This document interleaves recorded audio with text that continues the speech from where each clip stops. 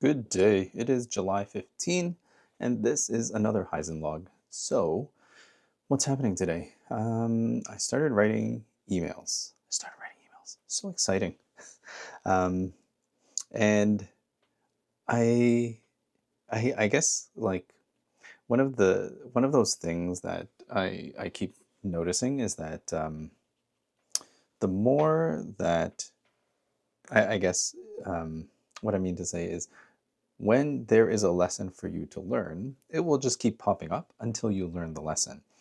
Um, Something that I'm noticing more and more is kind of my feeling like my need to start from some type of beginning so that I can move forward.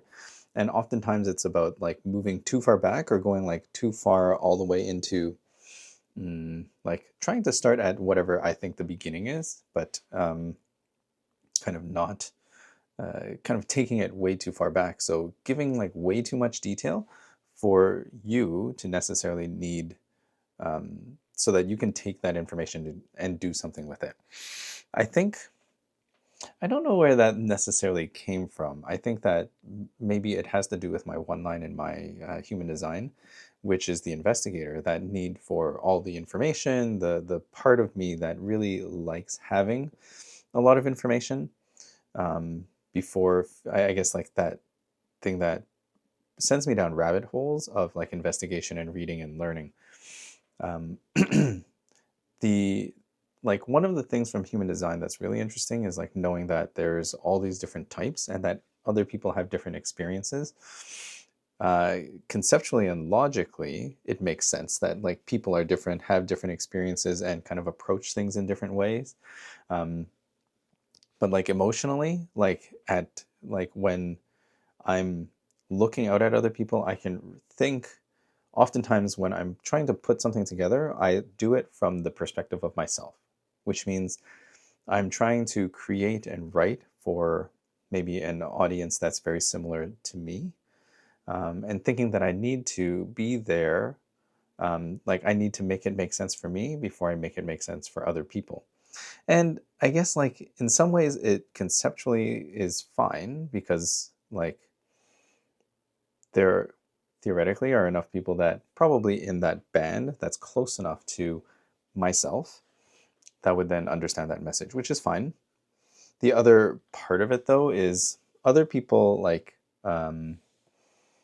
will receive information in different ways. So for example, there's 5 human design types, 6 different profile lines, 9 different energy centers that can have all sorts of different definitions, and then um, there was something else. But anyways, like basically there's a lot of like flavor. What that says to me now is that I can't, because there's so much variation, it's very hard to understand which piece will resonate with what people at what times. So then rather than trying to like reverse engineer like something that's like quote unquote viral or that will connect with a lot of people, the best place for me to start and for any of us to start really is from our like authentic like message, whatever that means. And then it becomes funny to think about like you have like thinking about crafting a message that's authentic rather than just being authentic and writing what comes to mind. And that's sometimes a little bit challenging. So I get into these cycles of like, if I need to tell my life story, for example, where do I start? If I need to talk about what Heisen is or what the Heisen transformation is, where do I start?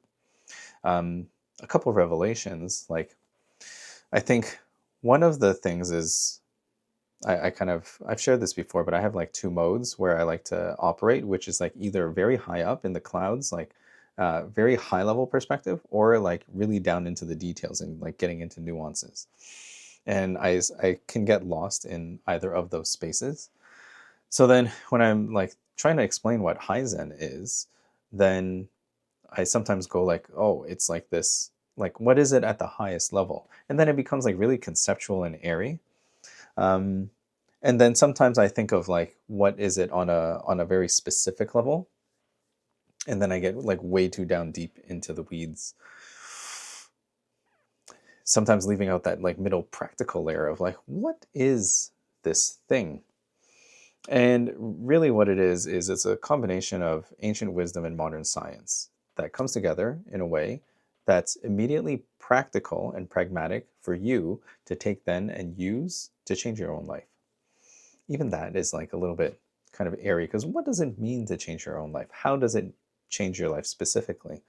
So that's where like the work that I did before of like writing down like, oh, the Heisen transformation, moving you from burnout to brilliance, taking you from a state of constant burnout, constant feeling like you're trying to survive, and moving you into a mode where you can actually thrive. So then I was writing emails, and I was trying, like, one of the challenges that I had with writing emails was not knowing where to start.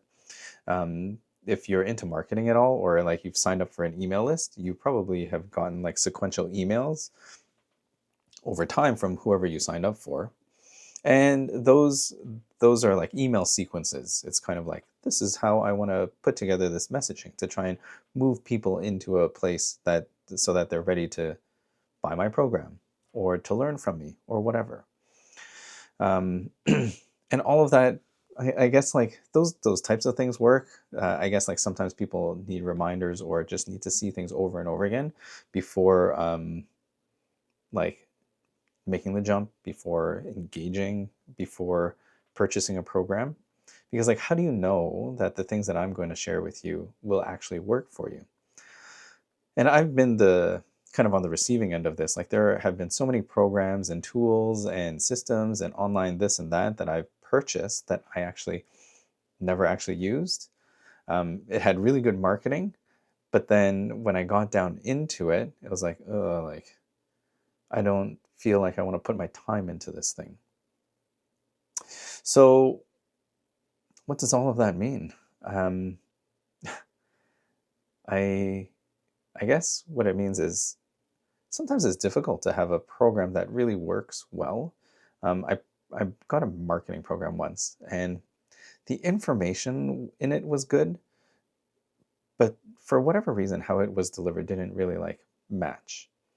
At that time, I was looking for something to just kind of like, I I was always just looking for the solution of like, okay, like if I pay this money and I have like the framework or whatever, I just need to do this and then kind of go. And then everything else will kind of fall in place, which is not incorrect. I'm sure that it has worked for many other people. But then for me, as a 5-line, which is the heretic, it's kind of like not wanting to do the usual or follow the usual path. And that kind of like makes things a little bit more difficult for me because I just not like trying to be contrarian on purpose, but just like looking for a different way of doing it, or maybe overthinking it to the point where taking what has been shown to work, for example, and then twisting it and then changing it into something that rather than doing what's in front and prescribed is like I've made it into something else. And that's okay. It's all part of the learning. So one of the things is now that I've kind of spent all this time, I kind of can see what I like, what works well, what doesn't. And one of those things is to get to a place of action. So rather than just kind of spinning my wheels and just like, oh, like looking for that right answer, I'm kind of going and trying to get more information, is actually just like making something happen and doing something, putting things out there. I think the doing part is important. I was watching an Instagram from a breathwork coach, a breathwork teacher that I follow, and she is about to release a book. And in the book, she talks about how healing is not like a mental game, right? It's not something that you think your way through. It's something that you have to feel. And that holds true for a lot of things, like even for showing up on camera. It's not something that I can think through because like by the time I'm in this moment, it's very difficult to like think about the next thing to say before saying it. It just kind of has to come out. Like try that the next time that you're in a conversation, like really pause and then think about all the words that you're going to say and then see how difficult that is, because then you just get stuck in like a loop of overthinking. Good luck. Being comfortable to allow the words to just come out and just flow through is kind of its own skill. And just something that you have to be comfortable with. Some people are fine with it, others are not. If you'll notice, like these videos are not very heavily edited. Usually I'm just like rambling on for about 10 minutes or so. And sometimes I go on tangents and touch on different things, and hopefully it kind of comes back together. I'm going to trust that it does, because the intention is to share a message. Or to share, I guess my intention really in this is like to document something, document kind of my journey through all of this. So I'm working on emails right now, and part of that process is being a little bit less precious with the work that I'm putting through. Give myself the space to put something out there and give it the space to just breathe and to exist and not actually have to be anything. I was listening to Alan Watts on YouTube just because for whatever reason it was on my phone. And he was talking about like detachment from results.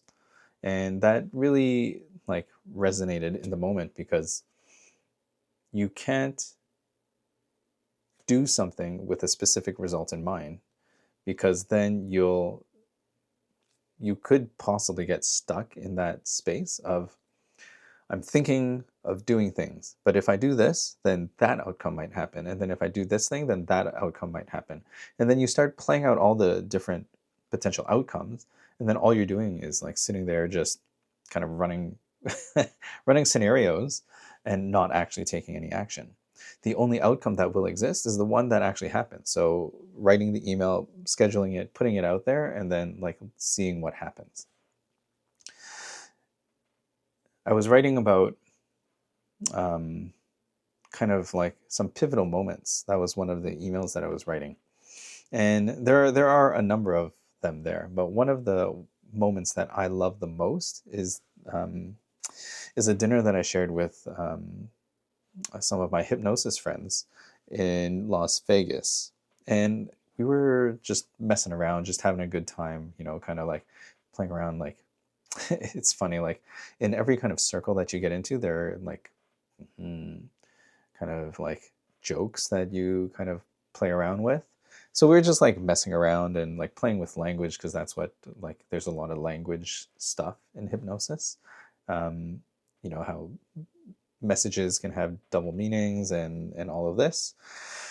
And in that moment, like at that dinner, one of the things that I did was I was like compelled to say, okay, everybody stop. It's my turn to talk. Tell me what's wrong with me. Tell me what's wrong with me.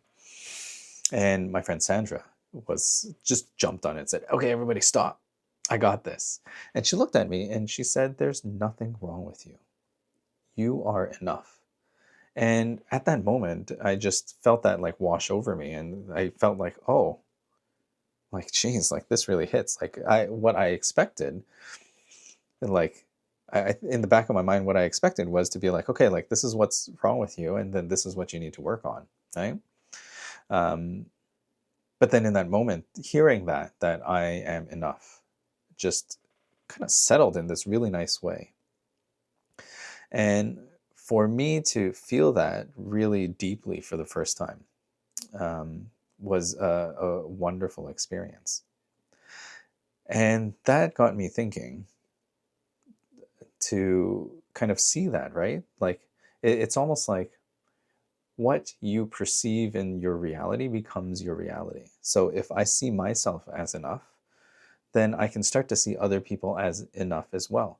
Not for their shortcomings, not for the things that they need to change or do better, but more that, I guess my perspective now is that I see things in a way where other people may be operating outside of what it means to be them at the truest level, that authenticity, that alignment. And that's where human design comes in, because human design is like, will give you this unique chart, this unique energetic blueprint that tells you who you are meant to be in this lifetime, in this incarnation. And it's the base, it's the map that kind of takes us forward. So I was recounting this story, and it's one of my favorite stories because it was so personally meaningful to me, this whole situation. And it's funny because in different spaces, it's easy to have other thoughts kind of like show up and say like that kind of are put in front of you and kind of say like make me question, am I enough? It's like a thing that kind of comes and goes, especially when doing new things, especially when entering into new spaces. So like this whole online thing is kind of like, ooh, like what does it take for a person to be compelled to get onto social media and build a following? Like, what is that kind of person? And why do they do it? Like, are they looking for attention? Are they trying to put out a message? Are they trying to, like, I don't know. Like, I'm sure different people have different motivations. For me, I enjoy sharing information. I enjoy teaching. And if this message is landing with you, then this message is for you. The other piece is so what I've been doing, or what I've been good at over the last time, is like starting to talk about my program, starting to talk about Haizen and the Haizen transformation. Some of the things that I'm not so good at right now is following through of like, what does this actually like materially mean? And I don't want to say that I'm not necessarily doing a good job of it. I think that it hasn't happened in the time frame like over the last 30 days of like going from the like not having a program to actually having like a fully fleshed out program.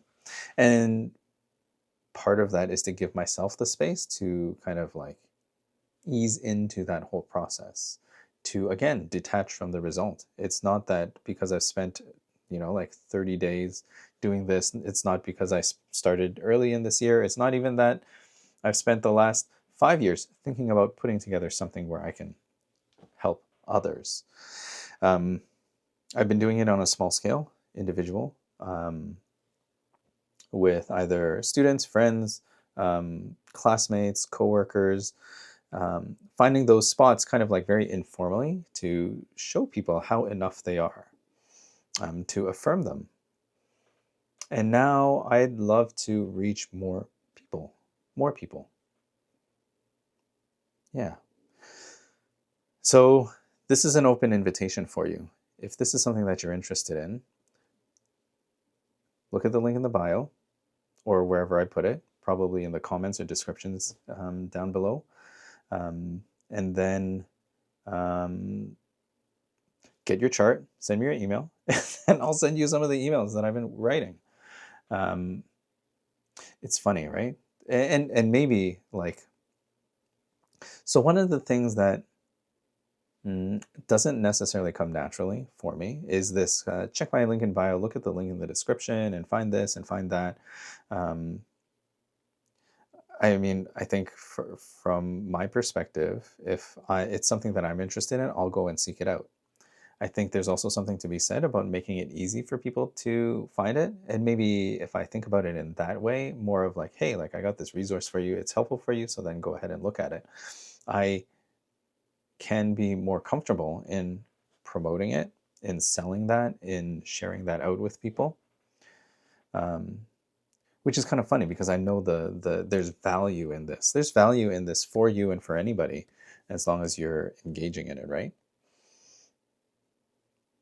Sometimes the lessons aren't meant for you, in the sense that maybe you're just not in a space where you're ready for it.